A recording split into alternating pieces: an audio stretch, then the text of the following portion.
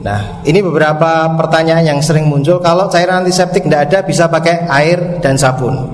Apakah merokok bisa melindungi? Tidak. Justru merokok atau kondisi paru yang tidak sehat semakin mempermudah infeksi itu menjadi lebih berat. Itu data yang disampaikan oleh WHO. Kemudian boleh nggak kita menerima barang atau dari Tiongkok? Tetap boleh, karena sampai sekarang belum ada penularan kontak dari barang ke manusia. Jadi tetap kontaknya adalah manusia ke manusia atau hewan ke manusia. Oke, intinya jangan panik, jangan lengah, tetap husnudzon, jadikan manfaat akhirat dari ujian wabah ini. Dan tetap yang ke masjid, silahkan ke masjid sebelum ada larangan jamaah di masjid, silahkan dimanfaatkan waktunya. Dan bagi yang mungkin sakit, silahkan nanti disesuaikan, nanti bisa menggunakan masker atau seperti saran tadi mungkin disembuhkan dulu di rumah.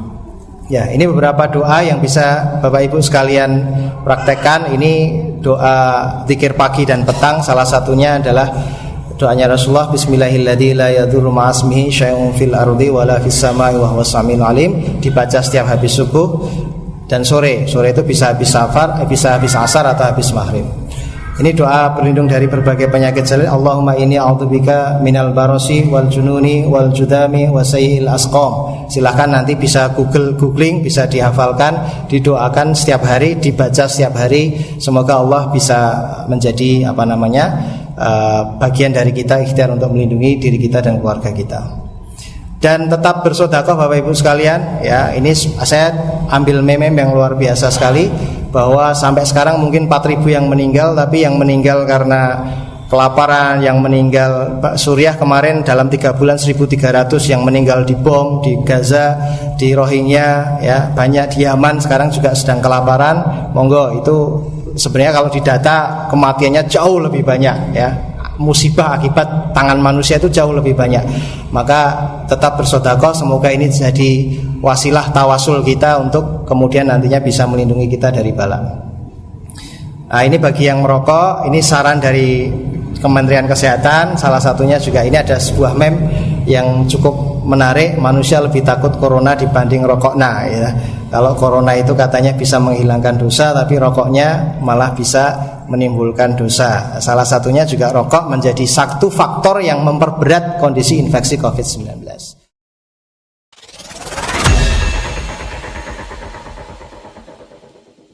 Assalamualaikum warahmatullahi wabarakatuh. Innal hamdalillah nahmaduhu wa nasta'inuhu wa nastaghfiruhu wa na'udzu billahi min shururi anfusina wa min sayyiati a'malina. May yahdihillahu fala mudilla lahu wa may yudlil fala hadiyalah. Asyhadu an la ilaha illallah wahdahu la syarikalah wa asyhadu anna Muhammadan 'abduhu wa rasuluh. Allahumma shalli wa sallim ala nabiyyina Muhammad wa ala alihi wa ashabihi ajmain, amma ba'du. Bapak-bapak, ibu-ibu jamaah pengausan pengajian Sabtu malam Masjid Al-Aman yang dirahmati Allah, yang kami hormati Ustadz Fawzi, mohon izin waktu sebentar, mungkin kira-kira semoga 15 menit maksimal sudah selesai. Ada beberapa hal yang ingin kami sampaikan kaitannya dengan perkembangan terbaru wabah yang sekarang di Indonesia.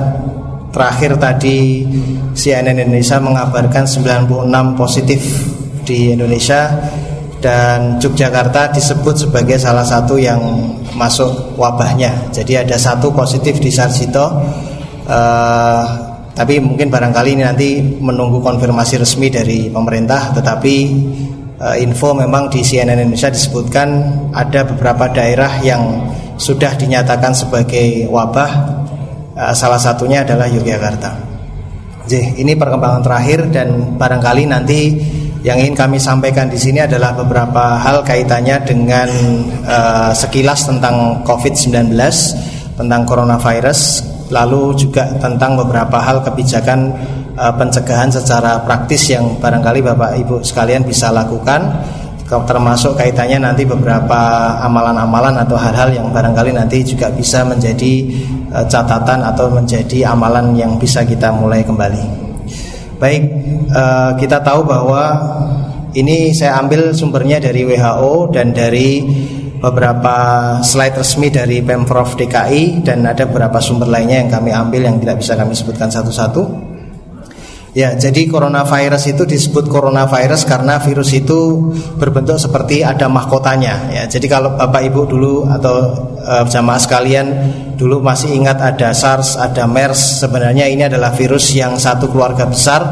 Salah satu variasi virusnya sekarang ada yang kita temukan varian barunya adalah COVID-19 ini, ya, coronavirus, ya, disebut coronavirus disease, ya, hasil dari penyakitnya disebut coronavirus disease tahun 2019, maka disingkat dengan COVID 2019. Dan kita tahu bahwa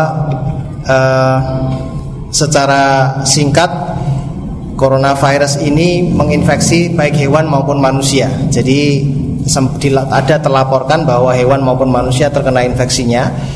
Gejalanya sebenarnya Bapak Ibu sekalian itu variasi, ya. Jadi mulai dari yang asimptomatik yang tidak ada gejala, kemudian gejala ringan seperti flu biasa, sampai yang berat yaitu pneumonia, sampai infeksi paru yang berat. Nah, biasanya kematian atau kasus yang fatal itu kalau terjadi infeksi sampai ke paru-paru, pneumonia. Dan disebutkan memang bahwa binatang itu menjadi sepertinya, ya, memang penelitian masih terus berjalan, tetapi diduga kuat memang binatang menjadi sumber awal dari infeksi ini, baik SARS, MERS maupun yang terakhir ini COVID-19 sama. Kemudian ternyata juga ada evidence yang jelas bahwa terjadi transmisi infeksi dari manusia ke manusia. Masa inkubasinya adalah 1-12,5 hari atau rata-rata 5-6 hari. Maka sekarang ada kebijakan kalau ada kasus positif, biasanya nanti akan ada kebijakan 14 hari disterilkan atau di lockdown, tergantung nanti kebijakan pemerintah masing-masing. Maksudnya apa? Agar yang masih dalam masa inkubasi itu adalah masa di mana ada orang terkena virusnya tetapi belum ada gejala. Maka ditunggu sampai kira-kira kalau 5-6 hari rata-rata, maka 14 hari harusnya sudah mulai gejala, sehingga bisa ditangani, tidak bertambah dengan orang lain yang tidak memiliki gejala yang masuk. Karena ini memang gejalanya sangat mirip dengan flu biasa dan kadang-kadang bahkan tanpa gejala. Maka kita bisa perkirakan kalau 14 hari, estimasinya kalau memang infeksi itu kemudian ada gejalanya, biasanya sudah muncul. Nah, kita lihat statistik yang terinfeksi total di dunia ini 116, ya, hampir 111 ribu, dan yang meninggal 4 ribu, ya, yang telah sembuh 64 sekian ribu. Kita lihat sekarang ini per tanggal 11 Maret, ya. Jadi ini data saya ambil dari Pemprov DKI. Data ini terakhir 27 kalau yang 11 Maret, 13 Maret kemarin 69, hari ini 96, 5 meninggal. Jadi dari 96 yang positif terkena corona, 5 meninggal. Nah, WHO sudah menetapkan pandemi, yaitu pandemi itu istilahnya infeksi yang sudah menyebar ke seluruh dunia. Tercatat yang belum melaporkan kejadian adanya coronavirus itu tinggal 81 negara. Sisanya semua negara sudah terlaporkan ada temuan infeksi positif coronavirus. Ini tadi yang periodiknya. Kemudian kita bisa lihat bahwa simptomsnya atau gejalanya itu kadang timbul batuk, demam, kemudian kalau sampai kepada infeksi paru itu nafas yang berat atau nafas yang pendek, ya. Variasinya mild, moderate atau ringan sampai sedang itu 80%, ya. Jadi sebagian besar memang ringan. 15% itu berat, yang sampai kritis itu hanya 5%. Ya, 5% ya besar sebenarnya. 5% itu dari 100 orang 5 yang meninggal. Jadi fatal itu 5%. Cina melaporkan di negara mereka 3-4%. Memang ada risiko yang lebih besar pada usia-usia lansia. Jadi usia-usia lansia memang terlaporkan bahwa mungkin mayoritas yang kemudian terjadi sampai kasus fatal, kasus kritis, kasus meninggal itu mayoritas adalah lansia. Walaupun di Indonesia kemarin umur muda juga ada yang terkena sampai meninggal. Sampai saat ini belum ada antiviral terapi yang efektif dan belum ada vaksin yang ditemukan. 5%, 15%, ya, 5% kritis, 15% itu severe berat, 80% itu ringan. Nah, perlu disampaikan di sini beberapa istilah sekarang yang ditetapkan di dalam kebijakan negara. Jadi ada istilah pasien dalam pemantauan. Atau pasien orang dengan pemantauan adalah warga negara Indonesia atau warga negara asing yang masuk ke negara Indonesia dari negara yang terkonfirmasi di wilayahnya sudah terjadi positif COVID-19. Sedangkan yang pasien dalam pengawasan adalah orang dalam pemantauan sakit dengan gejala yang mengarah seperti flu, ya, yang secara langsung yang berkontak, ya, kontak dengan orang yang pemantauan dan dijadikan dalam orang yang awalnya di pemantauan kemudian ada gejala maka dimasukkan ke dalam pengawasan. Jadi yang pernah kontak dengan negara tertentu yang terinfeksi COVID itu dimasukkan dalam pemantauan, sedangkan yang timbul gejala setelah kontak dengan negara yang terinfeksi maka itu disebut sebagai pasien dalam pengawasan. Nah, suspek adalah pasien dalam pengawasan yang pernah yakin kontak dengan pasien dengan sudah positif COVID. Misalnya kemarin ada pasien yang di di RSPI, ya, di Persahabatan Sulianti Saroso, Rumah Sakit Paru, itu ada yang positif kontak dengan pasien yang memang sudah konfirm positif, maka dia dimasukkan ke dalam suspek. Nah, transmisinya ini yang penting perlu diketahui bahwa transmisi dari COVID-19 ini adalah melalui droplet. Droplet itu adalah air liur atau ingus yang keluar dari saluran nafas kita, ya, entah itu mulut termasuk saluran nafas dan hidung. Jadi dalam bentuk droplet, ada cairannya, bukan udara. Maka nanti akan ada saran ketika misalnya memang ada yang punya batuk pilek, disarankan salah satunya sekarang karena ini kejadiannya memang khusus ekstra, sehingga jaraknya di jarak 1 meter. Jadi kalau mau bicara itu di jarak dulu 1 meter, nanti monggo. Jadi jangan terlalu dekat. Udara tidak akan menyebarkan, tetapi droplet. Jadi beda, ya, dibedakan dengan udara. Jadi virusnya nggak berenang-renang di udara, betul, tapi virusnya ada di dalam droplet, di dalam ingus atau cairan.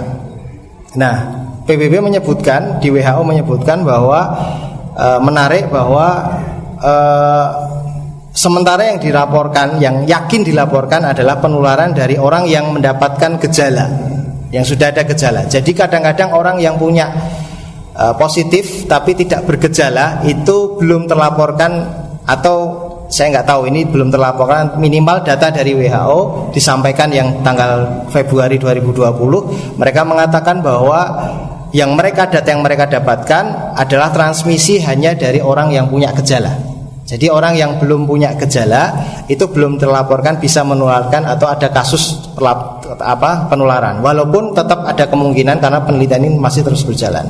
Nomor 3 ini terakhir, penelitian tentang jalur penularan masih terus dilakukan. Nah, apa yang harus kita lakukan? Yang pertama, secara lebih sering sekarang barangkali Bapak Ibu sekalian, jamaah sekalian, adik-adik sekalian, itu lebih sering mencuci tangan, ya, dengan bisa 2 pilihan sebenarnya, dengan air dan sabun, atau yang lebih direkomendasikan lagi dengan cairan yang berbasis alkohol 70%, ya. Jangan alkohol yang 5%, yang untuk mabuk-mabukan itu nggak akan efektif. Yang 70%, basisnya mayoritas 70%. Ini insya Allah Alaman menyediakan di pintu-pintu masuk nanti. Sementara ini masih dalam bentuk botolan-botolan itu, monggo nanti kalau mau merasa memang harus dibersihkan, silahkan nanti dibersihkan. Kemudian kalau makan yang masak, ya, jadi jangan setengah matang, disarankan untuk yang masak. Kemudian kalau kontak dengan binatang mungkin lebih, kecuali yang kerjanya di peternakan, ya, tapi binatang-binatang apalagi yang sakit, terutama yang sakit dihindari. Kemudian ketika batuk atau bersin itu tutup mulutnya atau hidungnya dengan tisu atau dengan masker, atau jangan dengan telapak tangan, ya. Yang dianjurkan adalah dengan lengan dalam, ya, jadi begini. Jadi jangan begini, tapi begini. Agar apa? Agar tangan ini relatif terkurangi risikonya terkena droplet kita. Terus avoid close contact, jadi menghindari kontak yang sangat dekat dengan orang yang terkena fever dan batuk, ya. Kapan menggunakan masker? Jika ada gejala, jika merawat orang dengan gejala, kemudian petugas kesehatan yang merawat, ya. Kemudian tidak dianjurkan sebenarnya orang yang di publik yang tidak secara umum menggunakan masker. Jadi Bapak Ibu tidak usah pergi ke masjid dengan masker semuanya. Hanya dianjurkan bagi yang punya gejala silahkan menggunakan masker. Nah, kapan tadi sudah. Nah, catatannya adalah masker efektif jika diiringi dengan kebiasaan mencuci tangan. Ya, alhamdulillah. Mungkin sunnah yang bisa kita hidupkan kembali adalah menjaga wudhu ya. Jadi kalau hand sanitizer mungkin saya tadi coba nyari di apotek juga pada habis, nyari di beberapa toko juga pada habis, kayaknya diborong entah ditimbun saya juga nggak tahu. Tetapi bisa digunakan air ya. Kalau dengan sabun, kalau misalnya sabun nggak ada ya minimal dengan air ya. Mencuci tangan, mencuci sunnah kita menjaga wudhu, saya kira itu juga menjadi bagian yang insya Allah menjadi ikhtiar kita yang bisa efektif ya. Lalu kalau memakai masker bagaimana caranya yang betul ya. Jadi masker itu hidung dan mulut harus tertutup ya. Kadang-kadang ada masker yang hanya di atas bibir atas ya, tetap hidung harus di. Kemudian pastikan bahwa jarak antara masker dan wajah itu seminimal mungkin. Kalau bisa nempel, maka masker itu biasanya ada bagian yang kaku di atasnya itu untuk kita bisa bentuk sehingga nempel. Ya, jadi kalau pakai itu dipaskan, ditempelkan di sini. Lalu hindari sering menyentuh masker. Ya, jadi ketika pakai ya jangan sering disentuh-sentuh. Batuk masih pakai masker masih tangannya masih begini ya, itu sama aja. Jadi masker biar saja terpasang di situ, tidak banyak disentuh. Dan kalaupun kita harus terpaksa menyentuh, maka cuci tangan. Ya. Nah, untuk melepas masker jangan dari depan tapi dari belakang.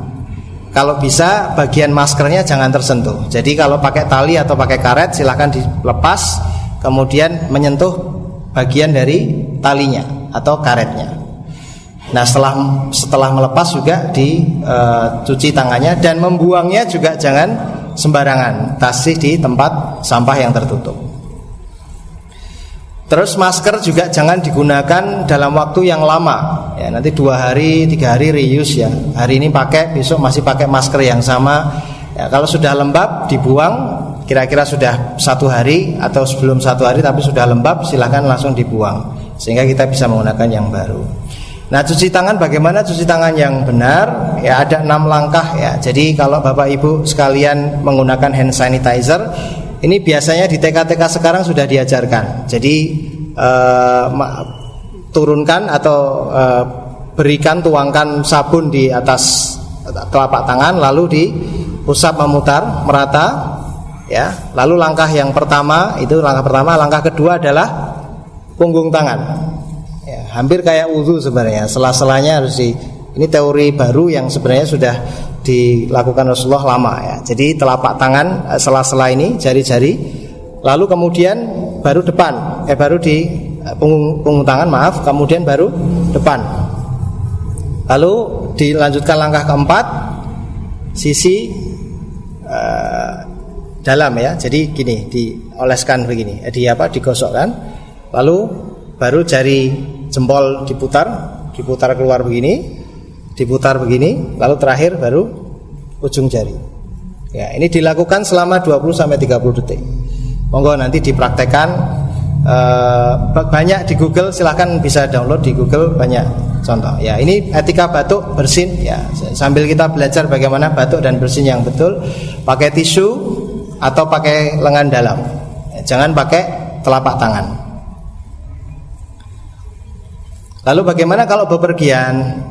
Prinsipnya kalau kita sekarang ini dalam posisi yang sekarang ini memang disarankan kalau tidak betul-betul penting sekali, misalnya mau liburan atau apa ya bisa dikurangi dulu. Kalau betul-betul memang harus bepergian, maka kalau pas sakit disarankan jangan bepergian ya. Kalau memang itu penting ya mungkin dibatalkan dulu karena sedang dalam kondisi tidak fit. Kemudian avoid close contact, menghindari kontak yang dekat dengan orang yang punya demam atau batuk. Kalau ada gejala segera disampaikan kepada otoritas kesehatan yang terdekat.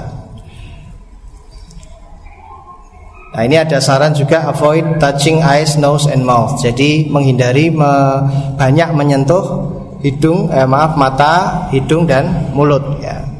Kebiasaan ide-ide upil juga sudah mulai dikurangi. Jadi itu dikurangi ya. Kemudian menghindari juga close kontak dengan binatang yang sakit.